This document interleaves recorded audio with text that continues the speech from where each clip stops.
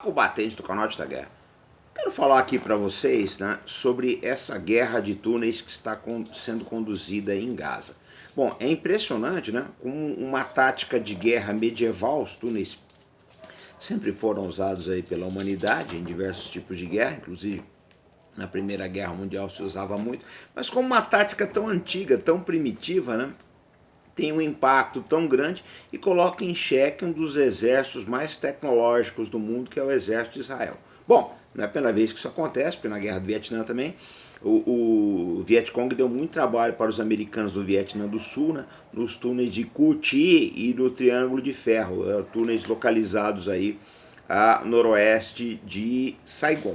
Bom, é preciso que se diga o seguinte: esses túneis construídos pelo Hamas, eles guardam aí um design similar ao do Vietcong. Eles devem ter estudado o modelo Vietcong.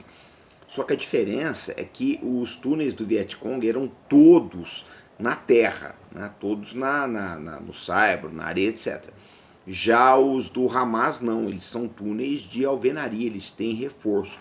Mas ambos os túneis eles guardam uma peculiaridade interessante. Eles ficam muito abaixo da superfície da terra.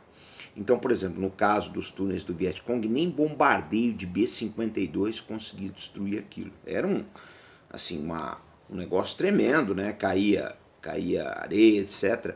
Mas era difícil destruir os túneis. Tanto que acabou a guerra, eles continuaram lá, eles deram trabalho para os americanos até o final da guerra. Estima-se que esses túneis do Hamas também têm essa mesma característica, ou seja, a gente sabe que a guerra de Israel contra esses túneis já começa aí por volta de 2014. Se em quase 10 anos eles não conseguiram resolver, né, é pouco provável que eles consigam resolver isso agora, embora a propaganda de Israel diga que eles sabem lidar com isso, etc. Mas isso não está muito bem certo se é possível ou não. Agora eu preciso colocar várias coisas, né? Em primeiro lugar, estima-se que esses túneis do Hamas têm 2 vezes o comprimento dos túneis do Vietcong em Cu Chi e no Triângulo de Ferro. Essa é uma coisa. Segundo também, que eles são mais bem preparados, né? Mais bem construídos. Eu já falei em diversos vídeos, em diversas apresentações que nós fizemos na televisão, que o Hamas não pode ser subestimado. Eles têm excelentes técnicos e engenheiros. É um pessoal que sabe muito bem o que está fazendo, tá? Já teve combates aí que militantes do Hamas ficaram presos por uma semana nos túneis e sobreviveram. E são diversos tipos de túneis. Às vezes um é paralelo ao outro, né? Então você tem túneis aí que são usados para enfermaria, para guardar prisioneiros, outro que é base de ataque, outro é depósito. Eles são supridos com eletricidade, né? Devem ter também os seus sistemas aí contra intoxicação, com máscaras, já vi máscaras aí, etc. O Vietcong fazia muito, eles deixavam muito algumas poças com água para você, quando o inimigo jogasse gás ali, o gás se dissipasse, né?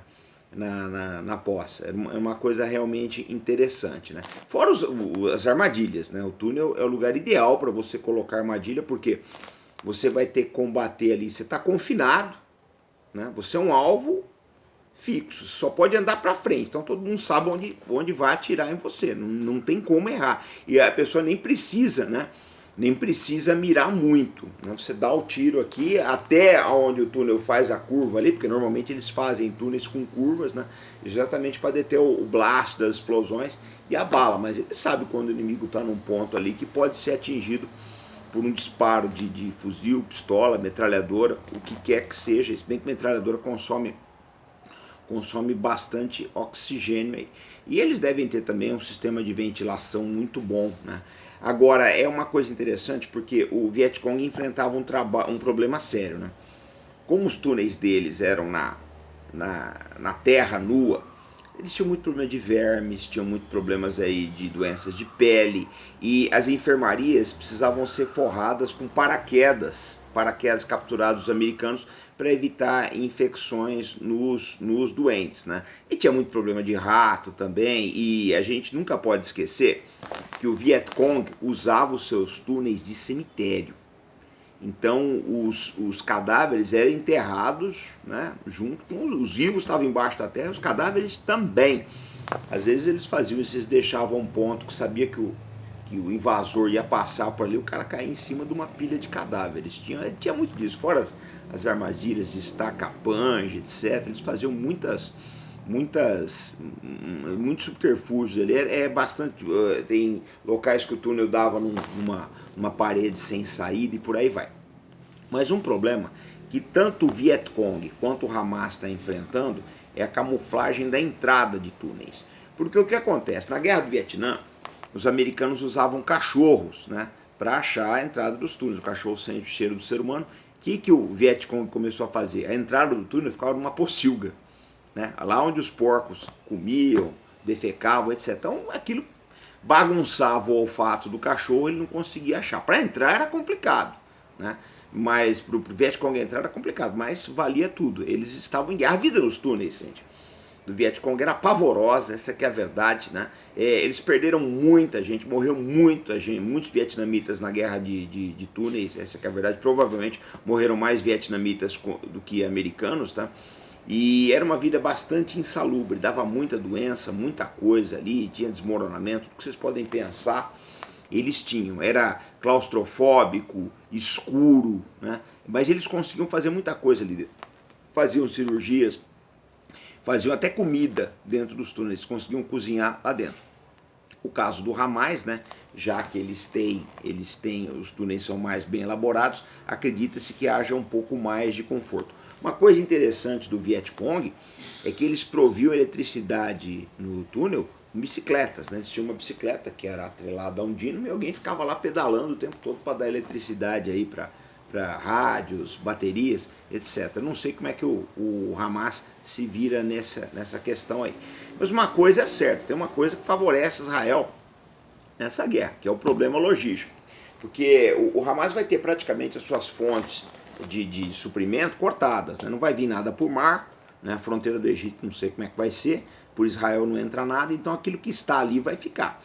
Então vai ser muito difícil. Esse é um problema que o Hamas deve enfrentar, eles devem ter estocado muita coisa, de maneira que a gente acredite que o exército de Israel vai em cima dos caixes, né? Dos depósitos aí de armas, de suprimentos médicos, de alimentos, de água, etc., para poder forçar o Hamas a quebrar, né, pela destruição da logística deles. Eu acredito que o problema logístico do Hamas aí nesses túneis vai ser sério, mas eu não sei se, dada a engenhosidade, né, que eles se utilizaram para fazer essa rede de túneis, não é difícil que eles tenham previsto também alguns dos problemas logísticos. Mas isso daí, não obstante os problemas, né, isso não tira as dificuldades que o exército de Israel vai enfrentar. O combate de túneis é uma coisa pavorosa, talvez um dos piores que tem, porque é homem a homem, vai entrar um homem só, numa passagem, vai entrar um, esse cara vai entrar num túnel que tem no máximo aí 1 e pouco de altura e 1 de largura, ele vai ali, né, ele vai ter que usar pouco equipamento, senão ele perde mobilidade, né, isso é um fato, vai estar tudo escuro, então é um combate bastante difícil. Geralmente os primeiros que entrarem vão ser baixa real, e o Hamas é um negócio aterrador realmente, é claustrofóbico, né, assim, mexe muito com os nervos da pessoa. Na Guerra do Vietnã, os americanos usavam soldados especiais. O cara que ia fazer a guerra de túneis realmente era um cara muito preparado. Tem vídeos, eu vou ver se eu deixo alguns vídeos aqui na descrição, e vocês vão ver que era um pessoal realmente muito bom para fazer esse tipo era um cara muito sangue frio, um cara pequenininho para caber nos túneis, porque o túnel do vietnamita cabia um vietnamita, não cabia um americano, que é um cara grandão. Então eram caras pequenos, muito sangue frio, né? Muito determinados mesmo para operar, mas não era um combate fácil. Não, eram poucos os soldados que faziam esse tipo de guerra aí. E assim, no caso de Israel, não dá para usar recruta nesse tipo de operação. Você vai pegar o garoto aí, que estava na universidade até ontem, numa loja de sapatos, sei lá, aí dia de manhã você bota uma farda dele e fala: meu filho, você vai entrar nesse túnel, coisa complicada. Geralmente você precisa de um cara mais bem preparado aí, né? Lógico que não tem a dificuldade aí que tinha os túneis do Vietcong, que eram túneis mais estreitos, né? Mas mesmo assim, o Hamas, ele é um grupo que ele se caracteriza, né, como todos os grupos de insurgência islâmicos, eles têm uma inventividade com explosivos, preparação de IEDs e outras armadilhas muito grande. Eles receberam muito material também, essa aqui é a verdade, eles sabem preparar foguetes, a gente vê os foguetes deles aí, né, com centenas de quilômetros de alcance aí.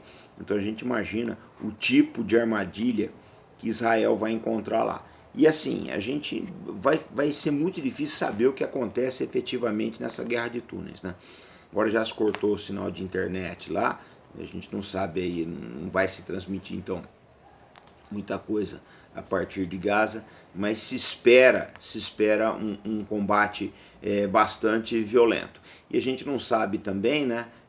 Assim, o Israel está avançando primariamente na superfície, é o que se sabe, mas a gente não sabe o que está acontecendo lá embaixo, né, nos túneis. Aí. A gente não sabe também nem qual é a disposição desses túneis. Né? Eu acredito que existam túneis aí que eles estão ali simplesmente para serem destruídos. Você deixa uma parte da tropa entrar e você detona ele aí. Isso levou bastante tempo para o Hamas construir esses túneis, essa caverna custou muito caro também. Né? É uma obra que foi feita pensando nas necessidades táticas do mesmo, e de maneira que assim vai ser um combate bastante complexo. A gente vai continuar acompanhando aqui no canal Arte da Guerra, tá? Eu acho que isso vai ser pleno de lições para o mundo todo. A gente não tem condições de fazer aí um prognóstico de como esse combate vai andar. Eu acredito que o exército Israel vai ter que se adaptar em muita coisa. Tá?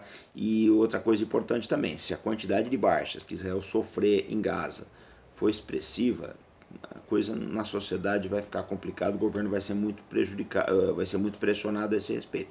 Outra coisa também que a gente tem que lembrar é o destino dos reféns nos túneis, né? A gente não sabe como é que vai ser essa coisa aí, porque quando você faz uma invasão, tá tudo escuro, você troca tiro ali dentro, você pode tanto estar matando um insurgente, como você está matando um refém também. Então Israel tem um desafio enorme pela frente, mas eu acredito que para nós, né, que estudamos as guerras, esse combate nos túneis aí, ele vai trazer diversas lições.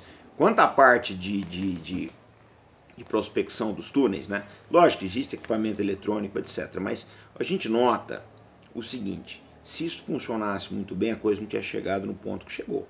Esse negócio, essa rede de túneis do Hamas é uma coisa enorme. Tem gente que compara ela a uma teia de aranha. E talvez ninguém do Hamas tenha um conhecimento assim completo de toda a estrutura. Eles devem trabalhar de uma forma, eles sabem se movimentar muito bem ali dentro, mas talvez ninguém conheça toda a rede, né? Talvez nem a liderança. Mas o fato é que é um desafio enorme, tá? Levou muito tempo para se fazer isso daí, foi muito pensado, eles se adaptaram muito, eles são experts disso hoje em dia.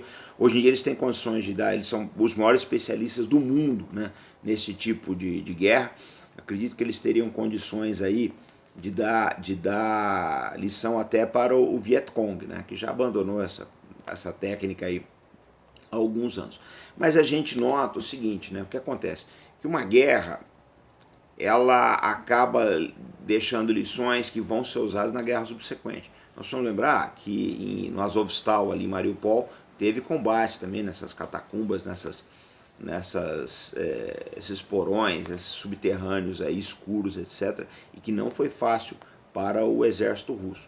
A gente não sabe se o exército israelense, né, prestou atenção, né, nesses combates aí, nesses combates na escuridão na guerra da Ucrânia. Mas a gente começa a perceber que o Hamas provavelmente olhou com muita atenção para o que acontecia no Azovstal.